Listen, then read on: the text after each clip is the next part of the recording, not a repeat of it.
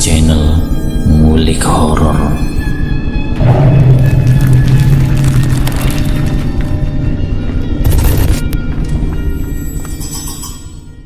Assalamualaikum warahmatullahi wabarakatuh. Kembali lagi di channel Ngulik Horor. Channel ini menceritakan tentang kisah-kisah misteri. Kali ini saya akan membawakan kisah misteri yang ditulis oleh @cerita sisi kanan. Kalian juga dapat mengunjungi tweet beliau langsung ya. Nanti link saya akan sediakan di kolom deskripsinya. Oh ya, di dalam cerita ini nama dan tempatnya disamarkan semua ya, untuk menjaga privasi pihak yang terlibat di dalamnya. Yuk daripada kita lama-lama, langsung saja kita simak ceritanya. Bismillahirrohmanirrohim. Kali ini saya akan membawakan kisah misteri yang berjudul Rapal Ireng. Apakah kalian semua tahu mengapa banyak orang masih melakukan kontrak dengan demit dan juga iblis? Ya, kehormatan, harta, jodoh, dan hal-hal lainnya merupakan salah satu pemicu orang dalam melakukan sebuah kontrak. Kontrak tersebut tidak akan pernah berakhir baik. Justru sebaliknya, kontrak tersebut bisa berarti musibah yang besar akan melanda. Jiwamu akan diikat bersama mereka, dan ragamu tentu akan jadi makanan yang lezat bagi mereka. Ya, itu adalah konsekuensinya. Apa sebenarnya rapal ireng? Rapal ireng adalah istilah bagi kumpulan mantra-mantra yang akan mendatangkan kekuatan jahat. Kekuatan jahat itu bukan hanya akan menyesatkan, namun juga meminta jiwa dan raga bagi pemakainya. Awalnya memang tumbal lain yang dikorbankan, namun akhirnya yang terakhir menjadi korban adalah dirinya sendiri. Kisah pertama ini bercerita tentang pengguna rapal ireng. Ia bernama Faisal. Mari kita telusuri bersama-sama. Faisal adalah anak muda, tampan dan kaya di suatu desa. Banyak gadis muda yang menyukai Faisal secara diam-diam. Namun ada juga yang mulai mendekati secara terang-terangan. Hal ini ternyata dimanfaatkan secara tidak baik oleh Faisal. Ia beberapa kali gonta-ganti pacar dan tidak jarang kerap kali berlaku kasar dan melecehkan kehormatan pacar-pacarnya. Awalnya masih banyak anak yang mau menjadi pacar Faisal, sampai akhirnya keburukan Faisal terdengar di telinga para gadis lain. Memang kebanyakan gadis muda yang menjadi pacar Faisal adalah gadis muda yang polos, sehingga juga agak takut untuk cerita. Namun beberapa gadis walaupun polos tetap menceritakan kejadian itu, baik di lingkungan orang tua maupun di lingkungan teman-temannya. Beberapa wanita kini mulai ragu untuk suka dengan Faisal.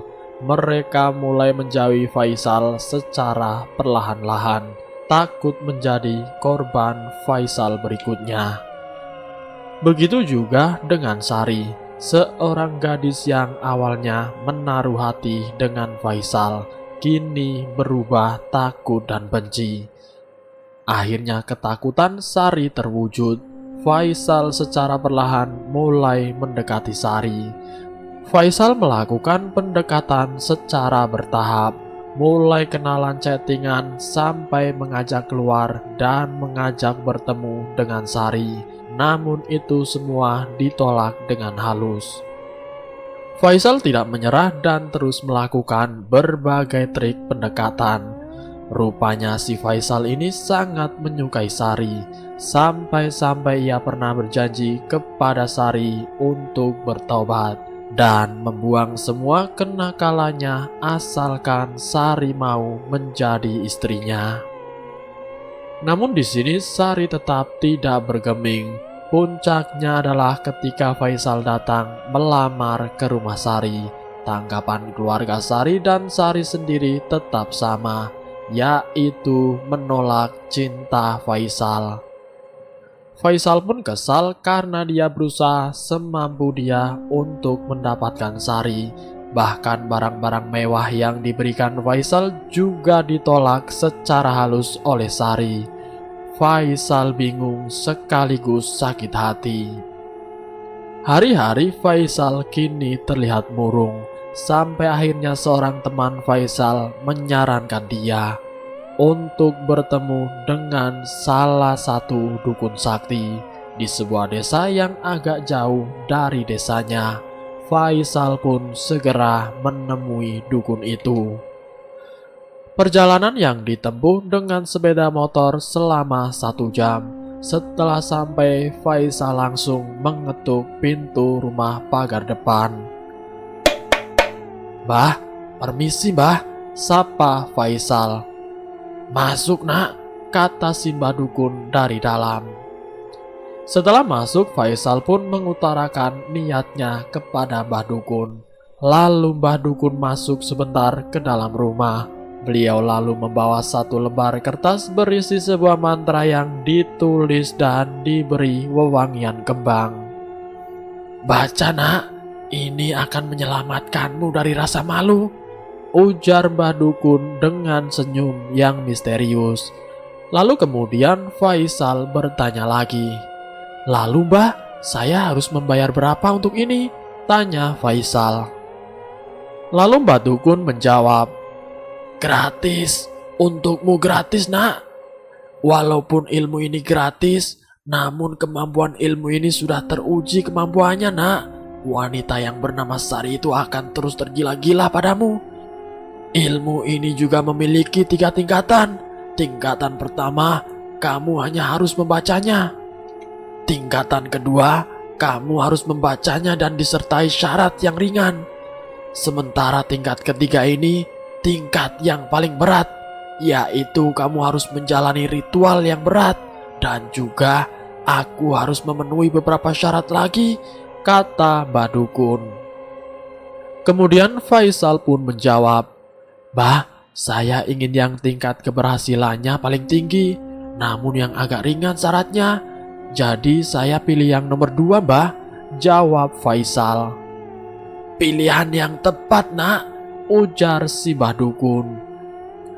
"Baca mantranya, dan kamu hanya harus menelan ini," kata mbah dukun sambil mengeluarkan benda bulat kecil. Faisal pun segera menerima bulatan kecil dari mbah dukun dan langsung memakannya. Ternyata benda ini memiliki bau yang busuk bukan main. Baunya seperti bau bangkai tikus. Hampir saja Faisal muntah dibuatnya. Namun mbah dukun memintanya menahan baunya dan memberi Faisal segelas air untuk diminum. Mbah dukun pun memberitahu bahwa benda bulat kecil itu sebelumnya sudah ia masukkan ke dalam kotoran sapi selama 1 hari. Setelah itu mbah dukun kembali merendamnya dengan darah selama 3 hari. Namun mbah dukun sudah memberi mantra kepada Faisal sehingga benda kecil itu akan terus berada di perut Faisal bagaimanapun keadaannya. Dan anehnya sekarang Faisal menjadi tidak jijik atau tidak gampang muntah walaupun mendengar hal demikian dari mbah dukun. Setelah selesai, mbah dukun pun memberitahu Faisal untuk segera melamar Sari lagi. "Kali ini 100% akan diterima," ujar mbah dukun. Memang benar, keesokan harinya Faisal melamar Sari, dan Sari dan keluarganya pun menerima Faisal. Perlakuan Sari kini berubah. Ia seperti lengket sekali dengan Faisal, ingin selalu bermanja-manja dan ingin selalu berada di dekat Faisal. Selang 1 bulan, Sari dan Faisal melangsungkan pernikahan. Sari dan Faisal pun menikah. Tidak banyak keanehan yang terjadi di pernikahan itu. Hanya saja sedikit bisikan-bisikan di telinga Faisal yang memanggil namanya. Faisal, Faisal, Faisal. Begitulah kira-kira. Setelah menikah, gangguan mulai tampak, namun hanya gangguan kecil yang hadir, seperti suara pintu yang diketok-ketok, suara yang tiba-tiba terbuka, dan juga suara bisikan yang terdengar di telinga Faisal. Faisal, Faisal, Faisal. Seperti itu kira-kira. 2 tahun setelah menikah, Sari pun mengandung buah hati mereka berdua. Di sini gangguan mulai agak tampak. Pertama, gelas yang jatuh secara tiba-tiba. Suara dentingan gelas atau besi. Sampai pada suara cicak yang terus terdengar setiap 2 menit sekali.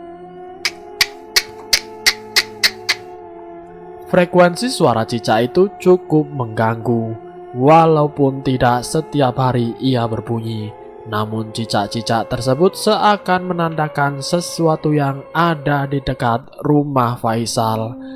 Ya, cicak bisa berupa alarm akan kehadiran mereka, atau bisa juga cicak yang hadir adalah mereka yang menyamar.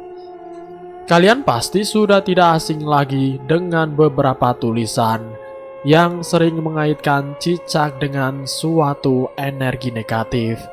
Ternyata itu benar rumor itu. Tapi gangguan kecil itu tidak dihiraukan Faisal dan istrinya. Mereka tetap beraktivitas seperti biasa, mencoba cuek dan tidak pernah menganggap gangguan itu ada, walaupun sudah agak sedikit merinding. Dan malam itu sekitar jam 7 malam, 2 ekor makhluk aneh sedang mengintai di balik plafon Faisal. Ya, makhluk itu mirip dengan musang, hanya saja taringnya lebih panjang. Dan warna dari hewan itu adalah merah darah. 2 makhluk itu mengintai dari balik gelap plafon atau langit-langit kamar. Kemudian mereka pun menggeram. Namun untungnya hanya Faisal yang bisa mendengar suara itu, sementara Sari nampak terlelap tidur. Dan malam itu gangguan di rumah Faisal sampai di situ saja. Namun ada hal lain yang belum disadari oleh Faisal, yaitu dia harus membayar rapal ireng yang dia baca. Dia harus menanggung konsekuensi dari apa yang pernah ia telan benda kecil itu. 9 bulan berlalu, bayi di kandungan Sari pun nampaknya akan lahir. "Mas, tolong cepat mas," ujar Sari yang terus menahan rasa sakit dan meminta suaminya untuk segera mengantarkannya ke rumah sakit. Ya, walaupun rasa sakit yang diderita Sari cukup lumayan, namun Faisal nampak kebingungan. Tubuhnya nampak linglung. 5 menit kemudian, brak, Faisal terjatuh pingsan tanpa sebab.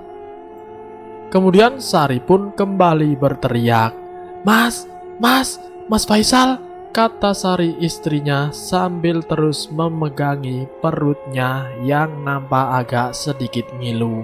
Namun Faisal masih tergolek lemah, pingsan di sudut ruangan. Ditambah lagi ada suara seperti suara benda tumpul yang dipukul-pukul. Brak, brak, brak. Ditambah angin dingin yang tiba-tiba berhembus dari kaki, lalu menjalar sampai ke ujung kepala. Angin itu tetap berhembus. Karena Sari tidak ingin hal buruk terjadi, maka ia segera bangkit dan berlari keluar rumah. Sementara Faisal masih tergeletak lemah. Sari tidak sadar bahwa kakinya tergores dan mengeluarkan beberapa tetesan darah. Tetesan darah yang jatuh tidak digubris oleh Sari, karena mungkin rasa mules di perutnya lebih terasa.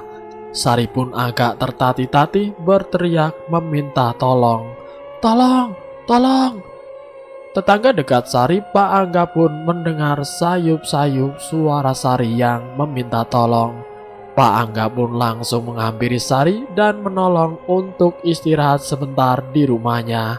Sementara Pak Angga menyuruh anaknya untuk mencari bantuan. Pak Angga dan Bu Angga menemani Sari, sementara si Dion anak Pak Angga mencari bantuan. Selang 3 menit bantuan pun datang. Beberapa orang siap menemani, ada yang membawa becak dan ada yang membawa mobil. Sari akhirnya diangkat oleh mobil dan akhirnya sampai rumah sakit dengan selamat. Sementara si Faisal masih di rumah dalam keadaan pingsan.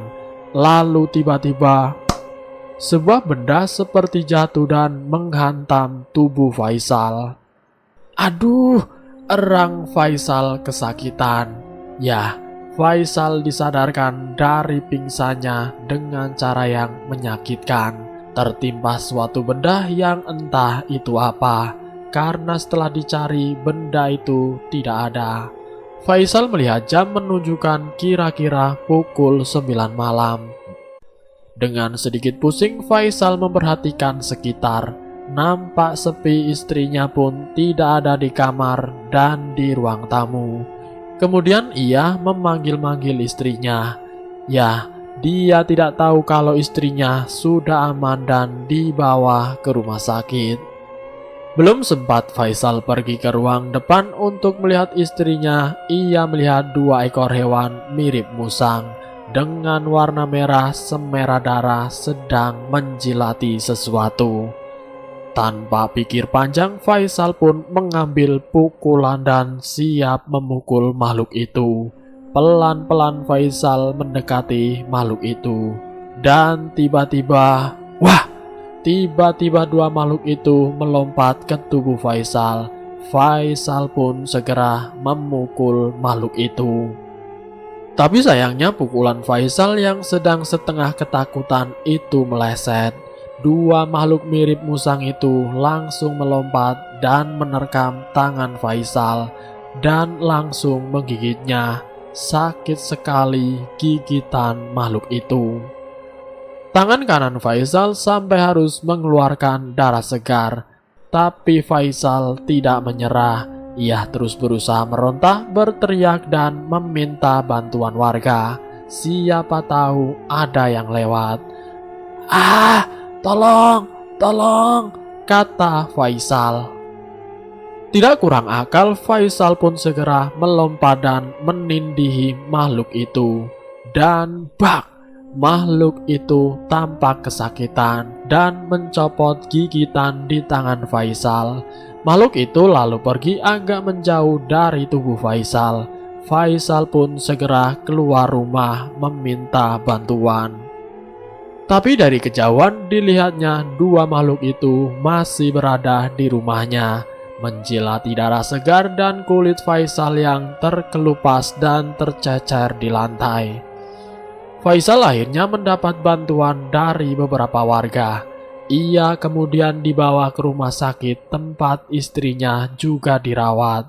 Alhamdulillah akhirnya untuk sementara gangguan di rumah Pak Faisal tenang. Namun itu tidak berlangsung lama. Malam berikutnya sekitar jam 10 malam Faisal tiba-tiba berteriak. "Ah!" Ternyata tangannya dipelintir oleh sosok makhluk yang tidak jelas asalnya dari mana.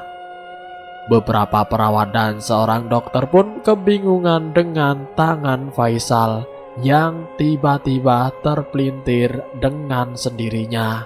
Tulang-tulang Faisal pun seperti remuk. Kratak, kratak, kratak. Suara tulang yang terpelintir itu menakutkan.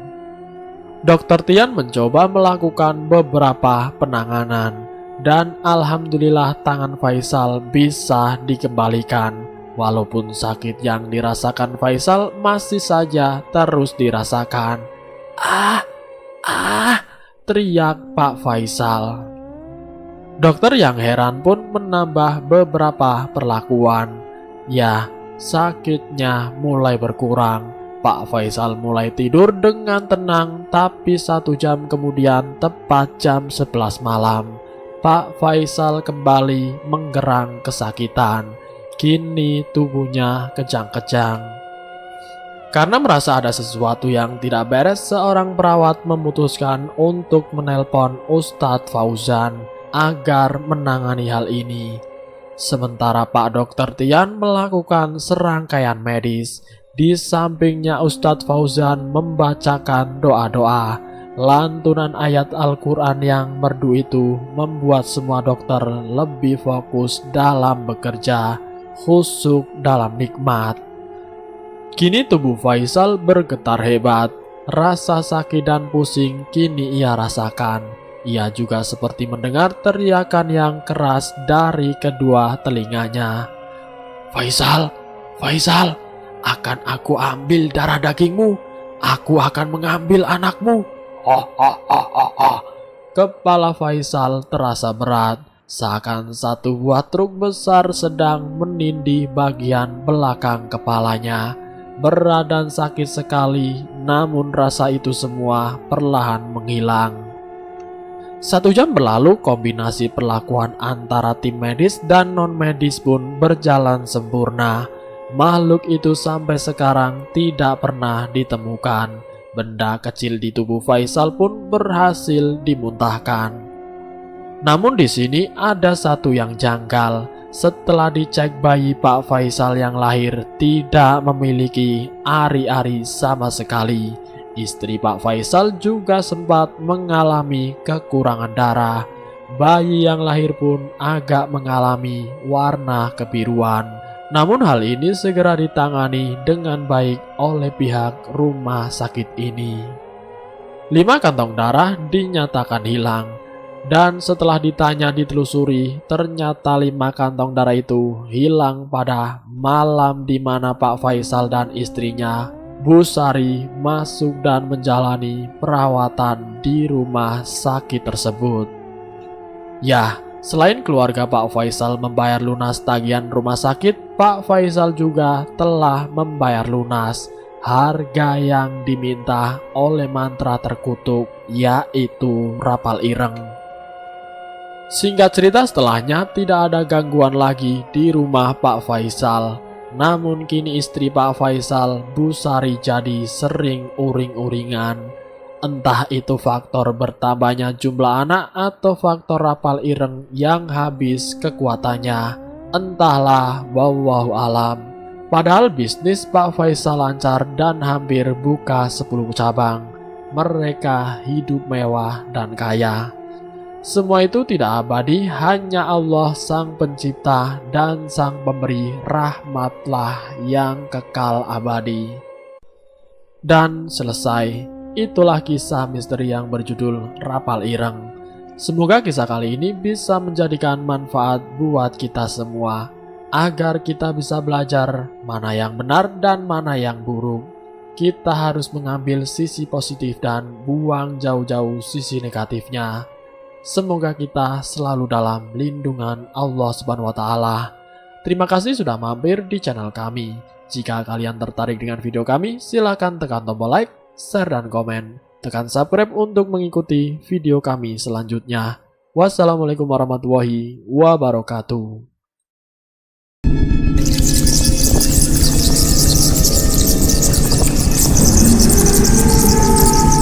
Selamat datang di channel Ngulik Horor.